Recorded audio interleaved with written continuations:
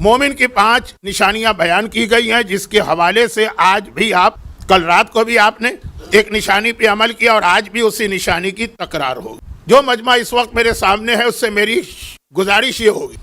یہ مجھے آخر میں کہنے کی ضرورت نہیں ہے کیونکہ تقریباً یہ ہال تو پورا بھر چکا ہے۔ اب یہ لوگ جو یہاں ہیں یہ یہی مجلس ختم ہونے کے فوراً بعد تشریف نہ لے جائیے گا، پوری زیارت، پورا ماتم اور پوری زیارت میں شریک ہوئیے گا۔ وہ حدیث ایک بار پھر دہرا دوں، اگرچہ آج وقت میرے پاس بہت کم ہے، وہ حدیث پھر دہرا دوں جو زیارت امین اللہ کے حوالے سے کل میں نے بہت مختصر کر کے بیان کی تھی، کیونکہ کل میں منزل مصائب کے قریب پہنچ چکا تھا۔ یہاں وقت کی پابندی ہوتی ہے جن وجوہات کی بنا پر وہ آپ کے علم میں، تو میں نے یہ سوچا کہ آج شروع مجلس میں بیان کر دوں، اور وہ یہی ہے کہ میرے چوتھے امام نے زیارت امین اللہ کے بارے میں، پہلے تو اس کے بارے میں تمام مراجع اور علماء کا جملہ سن لیں، جتنی زیارتیں ہمارے پاس، ان میں سند کے اعتبار سے اور متن کے اعتبار سے سب سے معتبر زیارت امین اللہ، راویوں کے اعتبار سے بھی، اور جو اس کے اندر میسج دیے گئے ہیں اور جملے آئے۔ اب یہ جملہ میں کہنا نہیں چاہتا ہوں لیکن کہے بغیر رہا بھی نہیں جا رہا کہ بعض اوقات کچھ روایتیں سند کے اعتبار سے بالکل ٹھیک ہوتی ہیں،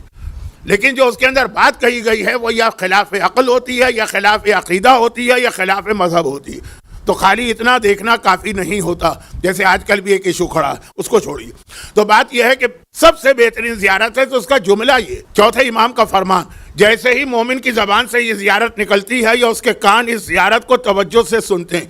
فوراً فرشتے اس زیارت کو یہاں سے لے کے 7ویں آسمان پر پہنچاتے ہیں۔ کہاں پر؟ 7واں آسمان تو بہت بڑا ہے نا، کہاں پر؟ جہاں اللہ کے رسول تشریف فرما ہے۔ جیسے روایتوں میں حضرت ابراہیم کی ایک ذمہ داری قرار دی گئی، حضرت ابراہیم کی ایک ذمہ داری روایتوں میں آئی کہ جب کسی مومن کے یہاں، کسی مومنہ کے یہاں کوئی بچہ بہت ہی چھوٹا ہے اور وہ مر جائے تو اس کو پالتے ہیں حضرت ابراہیم 7ویں آسمان پر۔ یہ حضرت ابراہیم کی ایک ذمہ داری۔ حضرت ابراہیم کا لقب آپ کو معلوم ہے نا، ابو الانبیاء، تمام انبیاء کے باپ۔ پیغمبر اسلام بھی فخر کرتے تھے اس بات پر کہ میں نسل ابراہیم میں ہوں۔ تو جناب ابراہیم کی یہ ذمہ داری ہے کہ انبیاء کے باپ ہے، لیکن نبیوں کو ماننے والے اور پیغمبر کا کلمہ پڑھنے والے ہر مومن اور مومنہ جس کا بچہ بچپنے میں مر جائے یا ماں کے شکم میں مر جائے، اس کی پرورش 7ویں آسمان پر حضرت ابراہیم کرتے ہیں، یہ ان کی ذمہ داری۔ اسی طرح 7ویں آسمان پر جہاں پیغمبر اسلام تشریف فرما، جب زیارت امین اللہ پڑھی جاتی، اس زیارت کو فرشتے وہاں پہنچاتے ہیں اور باقاعدہ اسے ایک تھیلی میں بند کر کے مہر لگا کے، پیغمبر اپنی مہر لگاتے ہیں اور اس کے بعد اپنے پاس محفوظ کر لیتے ہیں۔ اور جب زمانے کا امام ظاہر ہوگا تو وہ جو دنیا میں جہاد کرے گا، آج بھی جو پرسے والی دعا ہے اعظم اللہ اجورنا، اس کا اختتام ظہور امام کی دعا پر ہوا ہے نا۔ تو جب بھی امام ظاہر ہوگا اور وہ جبرائیل اعلان کریں گے اور لوگ امام کی مدد کے لیے جائیں گے،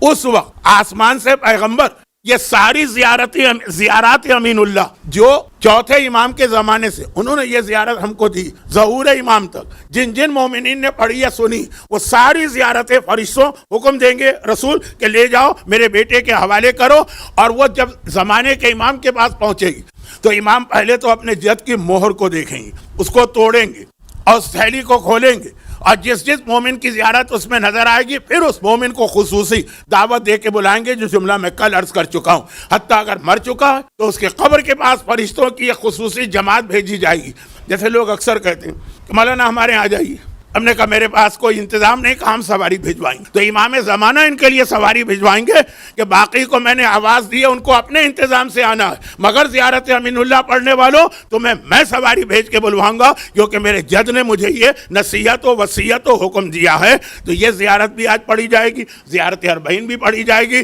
اس میں شریک ہوئیے گا۔ اور زیارت اربعین کے حوالے سے بات وہاں سے چلی تھی، زیارت اربعین کے حوالے سے صرف ایک جملہ عرض کر دوں، وقت کم ہے، میرا موضوع بہت بڑا ہے، آج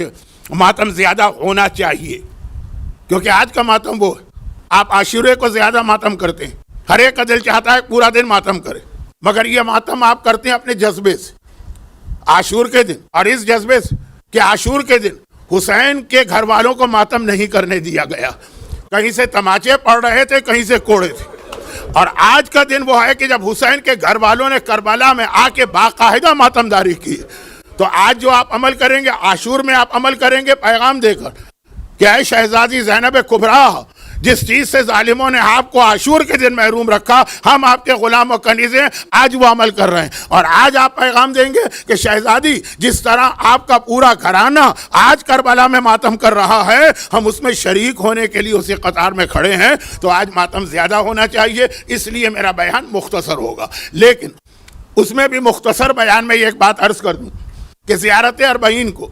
مومن کی ایک پہچان قرار دیا گیا، زیارت عاشورہ کو نہیں۔ وہ بھی ساری مومن کی پہچان ہے، زیارت امین اللہ کو نہیں۔ یہ ساری مومنوں کی پہچان ہے، مگر جو حدیث آئی کہ مومن کی 5 نشانیاں جن کی مدد سے تم پہچان سکتے ہو کہ یہ تو خیر سارا صاحبان ایمان کا مجمع، لیکن آپ کسی ایسے مجمع میں پہنچ جائیں جہاں پہ 2 ملین 4 ملین 10 ملین 20 ملین اور آپ کو پہچاننا ہو کہ ان میں مومن کون،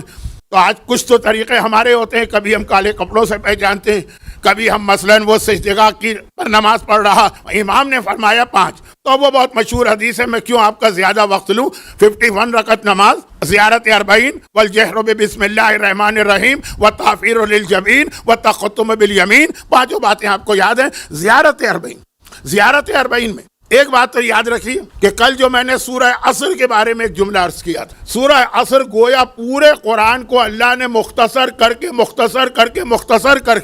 اس سورہ عصر میں بند کر دیا۔ میں نے لفظ استعمال کیا تھا گویا کیپسول کے اندر ایک دوا رکھ کے آپ کو دی گئی ہے اور وہ آپ استعمال کر لیجئے، لیکن اصل لفظ اس کے لیے مجھے کہنا چاہیے تھا جو آج میں زیارت اربعین کے لیے کہہ رہا ہوں۔ جیسے پورے قرآن کا خلاصہ، اور پورے قرآن کے خلاصے کا مطلب کیا ہے؟ پورے اسلام کا خلاصہ سورہ عصر میں جمع کر دیا گیا۔ اسی طرح سے زیارت اربعین سمجھیے جو اردو کا ایک محاورہ ہے، کوزے میں سمندر کو بند کر دینا۔ ایک کوزے میں پورے سمندر کو بند کر دیا، یعنی پورے جہاد کربلا 28 رجب سے لے کے مدینے سے لے کے مکے سے لے کے راہ کوفہ سے لے کے کربلا کے میدان سے لے کے شہر کوفہ کے بازاروں سے لے کر شام کے قید خانے سے لے کے اربعین میں واپس کربلا آنے تک، یہ پورا جہاد کربلا ایک جملے میں سمیٹ کے زیارت اربعین میں امام نے جمع کر دیا۔ جملہ بھی نہیں، اس سے بھی چھوٹا، السلام علیکہ مثلاً آپ جو آغاز کرتے ہیں، یا ولی اللہ و حبیبہ السلام علیکہ یا خلیل اللہ و نجیبہ السلام علیکہ یا صفی اللہ و ابن صفیہ، اور اس کے بعد السلام علی الحسین المظلوم الشہید السلام علی قتیل الابرات، یہ جو آپ پڑھتے چلے جاتے ہیں، اس میں آگے چل کے ایک جملہ آتا، بذلا مہجتہ فیک، اے خدا میں گواہی دیتا ہوں، آپ گواہی دے رہے ہیں، آپ گواہ بن رہے ہیں۔ ایک عام انسان بھی جھوٹی گواہی نہیں دیتا ہے، جسم کانپ اٹھتا، ایک مومن اور گواہی بھی کسی عام عدالت میں نہیں دے رہا، اللہ کی بارگاہ میں۔ مذلا بہجتہ فیک، اے خدا حسین نے اپنی جان قربان کی تیری خاطر، کیوں؟ یہ اللہ کی خاطر حسین نے جان کیوں دی؟ لے یستن قضا عبادکا من الجہال، پورا جملہ بھی نہیں ہے، 3 لفظ، یہ ابھی آپ پڑھیں گے اور ابھی آپ سنیں گے۔ کل رات کو آپ نے پڑھا، کل رات کو آپ نے سنا، یہ ساری قربانی کیوں دی ہے؟ زیارت اربعین جو مومن کی پہچان ہے، اس کا جملہ، تاکہ تیرے بندوں کو، مومنوں کی بات نہیں، مسلمانوں کی بات نہیں، تمام بندگان خدا کو، چاہے وہ کائنات کے کسی بھی جگہ رہتے ہو، انہیں نجات دی جائے، نکالا جائے من الجہالہ، جہالت سے، والحیرت الضلالہ، اور گمراہی سے۔ یہ پورے جہاد کربلا کا مقصد ہے۔ اس پر میں پورا اشرا پڑھ چکا ہوں۔